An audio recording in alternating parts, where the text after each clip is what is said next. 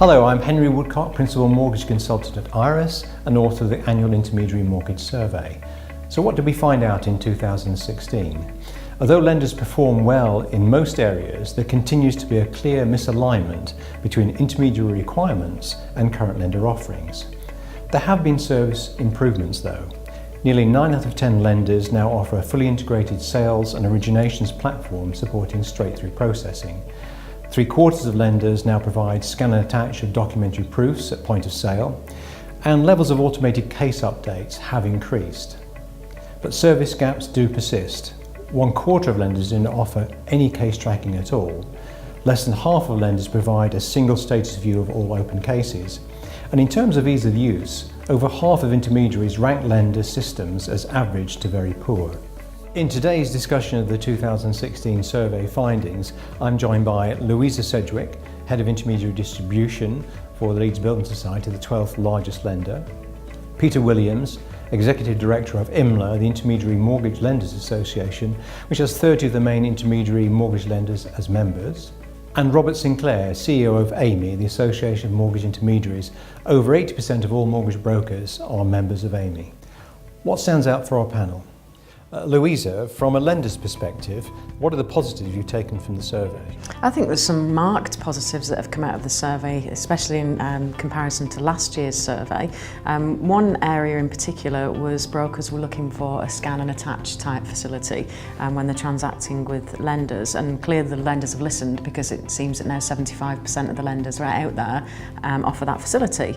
Also, brokers wanted to work closer with lenders on contract variations, and it seems again there's been an increase in that, and also a number of lenders that are now working with brokers through smartphone technology and iPads, etc. So they're clearly working in the right direction, which is really positive. Excellent. Peter, compared to the research that IMLA undertakes and your engagement with your membership, were there any surprises in the IRESS survey for you?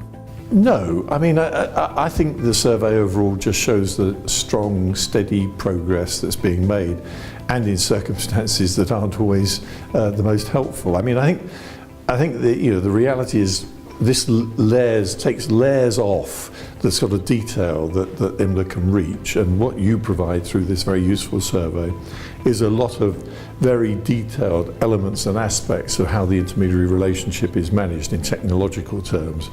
And the tension, if you like, what lenders currently provide, what they're planning to provide, and what brokers would like. And clearly, it's in all our interest to get this as good as possible. And I think this survey takes us down that path. Thank you. And Robert, from an intermediary viewpoint, what were the takeaways you've picked out from the survey? And I think I have to agree with Peter around that, which is the progress that we've seen at a time when there's actually been a lot of regulatory change to deal with as well. So with the advent of MMR and the Mortgage Credit Directive, we've managed to double that up effectively with progress down the channels of scan and attach in particular, which I think helps everybody. And I think around trying to just give more information out in a ready and even way. I think underlying the technology as well, we've got better data coming out around the waiting times and the blocks in the systems, which begins to, I think, allow measurement between lenders around who's getting it right in terms of their service delivery and support, which is a big issue, not just for intermediaries, but for their end customers in order to get to the end point quicker. And Peter, in terms of fintech, you've often mentioned legacy systems are a difficulty for lenders. How do you see that moving forward? Well, I think I would like to say quickly, and clearly there are lenders investing, and there will be more. And when you listen to intermediary lenders in discussions with brokers, they would all agree almost about what are the priorities and what they want to do. The question, as always, is being able to do it. And the problem is that, as Robert has just said, some of the constraints are not, if you like, lender imposed, they're the external environment imposed, and those aren't stopping. They are coming through in spades still, and we can expect, at least for the next 3 to 4 years, further regulatory stuff coming, whether it be from Europe, globally, or indeed nationally. So all of those have to be responded to. Then there's still the question of all the legacy systems and the fact that lenders are incorporating different firms together, coming off a single platform. That's slowly working through, but remarkably slowly. These are incredibly complex systems which require a huge amount of investment. And not least, of course, while the world outside is changing, whether it be the use of social media, etc. So you're running to stand still to bring your own system up to date while the world outside is changing rapidly anyway. So I think we've got a huge amount to do. It is a priority, but it will, I'm afraid, take time.